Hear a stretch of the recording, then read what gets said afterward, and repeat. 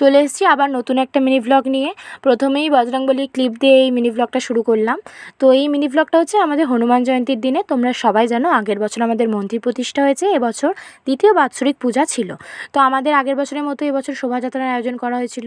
আর এত রোদ ছিল এখানে, দেখো ঘেমে নেই আমার অবস্থা খারাপ হয়ে গেছে। মানে ওই শোভাযাত্রায় সবাই কিন্তু বেরোতে পারেনি, আগের বছরের তুলনায় শোভাযাত্রায় ভিড়টা একটু কম হয়েছিল।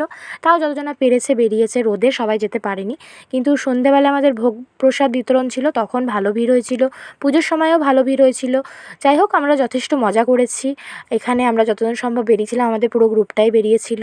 আর একটা অবাক ব্যাপার কি জানো, আমাদের শোভাযাত্রাটা যখন যাচ্ছিল তখন এখানে 4টে হনুমান এসে বসেছিল। আর ওরা গান শুনে এত এক্সাইটমেন্ট হয়ে গেছিলো, এদিক থেকে ওই দিক ছোটাছুটি করছিল। মানে সবাই বলছিল যে বজরংবলী স্বয়ং দেখতে এসছে আর কি, এরকম।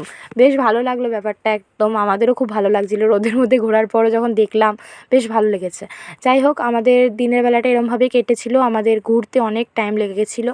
আর এখানে আমাদের শোভাযাত্রাটা আরেকটা বজরংবলী মন্দির আছে আমাদের এখানে, সেখানে গেছিলো।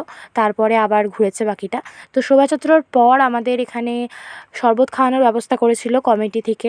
তো শরবতটা তখন এসে অমৃত লাগছিলো, আমরা 2 গ্লাস করে খেয়ে নিয়েছি প্রত্যেকেই। তারপর আমরা এখানে রোদে দেখো অবস্থা খারাপ হয়ে গেছিলো, তাও বসেছিলাম, পুজো তো একটু দেখতে হবে। তো এখানে আমরা সবাই বসে বসে পুজো দেখছিলাম। পুজো শুরু হয়ে গেছিলো। পুজো কিন্তু মোটামুটি 3টে অবধি চলেছে। যতই মানে ভাবা হয়েছিল আগে শুরু করা হবে, কিন্তু এতই সব কিছু লেট হয়ে গেছে কি বলবো। আর আমাদের বজরংবলীকে সেদিনকে অপূর্ব সুন্দর লাগছিলো।